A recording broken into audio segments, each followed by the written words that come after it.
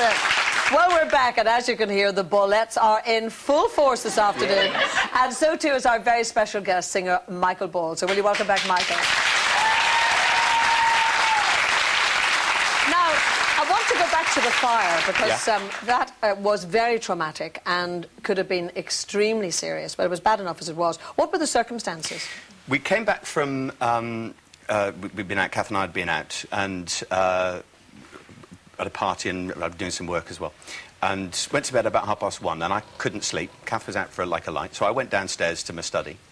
I poured myself a little single malt, as you do, and was sort of downstairs for about an hour and a half. Went up, she was a kip, so I went in to the spare room, as you do sometimes, and I went to sleep. The next thing I know, well, to tell the story from Kathy's point of view, she woke up choking and coughing, and felt across, and I wasn't there, and tried to put the lights on, and from a deep sleep, tried to put the lights on, the lights had gone in the house, and she realises there's smoke billowing up, and she's freaking because I'm not there. She ran down through the pitch black and black smoke down to where my study is, and opened the door to try and get in, and flames came out. And obviously thought you were still in there. And thought I was in there. So she is then opening the door and chucking, because she can't get in, physically in there, chucking things in to try and... thinks I'm in there, you know, falling asleep in the chair.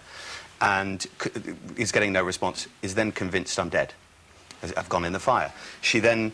God bless her. She ran out into the street, is screaming, actually stopped a bus, I think, that was going past, found the fire brigade, and then thought maybe I'm in Emma's room, in the spare room. Came back in through the smoke and the flames and everything, and literally couldn't see a thing. And came up to the room and was feeling around and felt I was in the bed. I passed out, and with the fumes and everything as well, just not compass But the mere fact is she had gone back in, presumably against, I mean, against all odds. It's what you shouldn't do. Yeah, of course. Thank God she did. And literally, I'm comatose, and hauling me out of the bed, and I came to and realised we're in serious trouble here. Ran down, and I thought it was a dream, or it was just, or she was exaggerating. I came down, and I went and did the stupid thing of opening the door to the study, and it just all came out. I said, right, get out.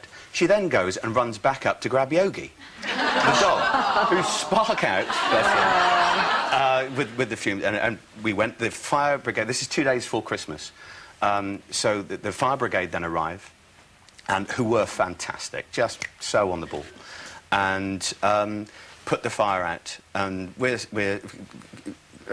I can see it now, Kath's face, you know, like the black around her, where she's been inhaling it, and all over us, filthy, and really in a state of shock. And finally the fire brigade checked everything was out, and you then get to go in and look at the damage, and it was... We'd probably 2 months before finished having the house really nicely done. That's right, because you had the builders and everybody. We'd had the builders forever. And there were some bits that were so shocking, like in the bedroom, in the bed, seeing the sheets black and just the outline of the body of where she was lying, you know, all that. Frightening. And just the house wrecked. And as it started in my study, all of my memories kind of went all... I discovered gold discs aren't gold.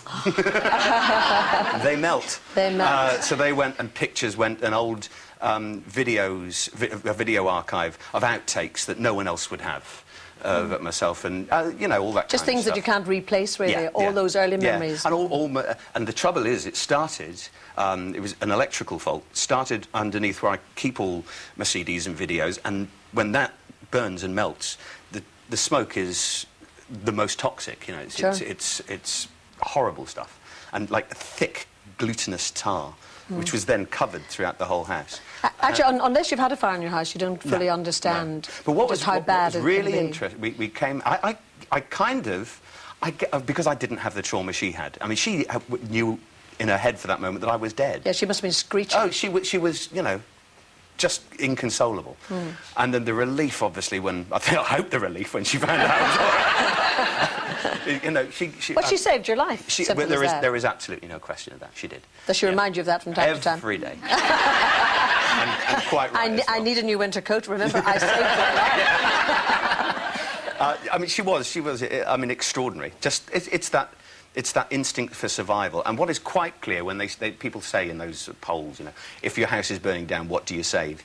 You save the people you love. You save the living things. And even after, I mean, now we go through and we had to put most of the stuff got smoke damage, but things we could rescue or could be repaired or whatever they do to clean them and get them all right.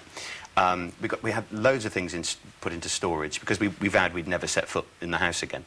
And even now, you'll like pull out things and it's covered in the rubber, in the smuts. It's just a reminder. And you just think, oh, God. So you sold that house. You didn't. Yeah. You never moved back into. And we just moved into another one. So we've got more builders. And have you got a fire alarm this time? As you bet. Yeah. Because did you have a fire alarm the other time? Fire alarm, no. You didn't. No.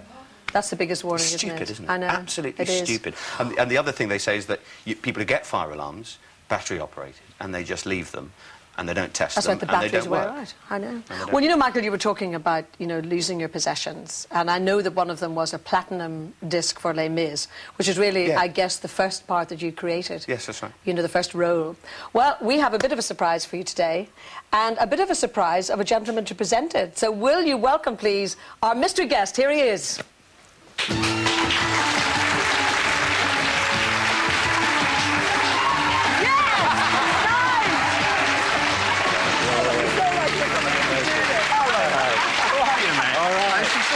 Come and sit down, Nigel. Cheers. And we've known Nigel for so long. He's not nasty at all. He's gorgeous, Nigel. There you go. Oh, bit of choreography. Bit of choreography. I saw some of that last night, mate, on the awards. It's sold a few more copies since you actually got this. This is 3 times platinum sales, 900,000 sales. Oh, it is fantastic. First thing I ever recorded. The first thing you ever recorded? First thing I ever recorded. Well, that's going to go up my new study, and that's just fabulous. It's incredible, isn't it? And we have to say that Jackie Gill also had a great hand in getting this made. Oh, bless her. It's fantastic, and thank you, Nigel, for bringing it on. Pleasure. Now, listen, now that we have you here, we're going to keep you here, of course. You two presumably must have crossed paths in television quite a bit. Yes, we did Royal Variety performance together. Yeah, yeah. I didn't realise you were 40 next year. Disqualifies me for pop stars, I suppose. Actually, where are we at the minute with Pop Idol, Nigel? Pop Idol, we're down to the last 50. On Saturday, we'll see the last 50, and then the following week, the public will then take over and choose. It is such great television. Well, I'm really pleased because Pete Waterman and Simon Cowell have redeemed me. I'm like, I'm like an angel now. They are going for it. Really? I was thinking, how put in that position, if I had like 15 seconds, 30 seconds to try and convince someone to take me on to the next stage. Without music? Without music. I don't know if I could do it. But you also know, and, you know, you've auditioned for many shows, some parts you may have lost. Yeah. You don't take that to heart. You just move on and go again and audition again. So whatever these cruel judges say, you know, you've got to shrug your shoulder. You shrug made your a star of shoulder. you, Nigel, I can tell you. You've got to be honest, though. Some people deserve the cruelty. Well, actually, funny you should mention that, because Nigel very kindly brought a piece of film from Pop Idols. It's the good and the bad, really. Oh, Anton fantastic. Deck to introduce it. Yes, for some, it was a walk in the park. And I will always love you.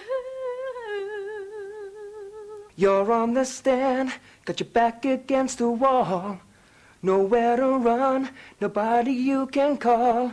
For others, and for us, it was a journey into hell itself. Oh, baby, yeah. Ooh, yeah. We're no strangers to love. You know the rules, and so do I. Have they gone? Yes. I said, have they gone? Yes. Yeah, brilliant.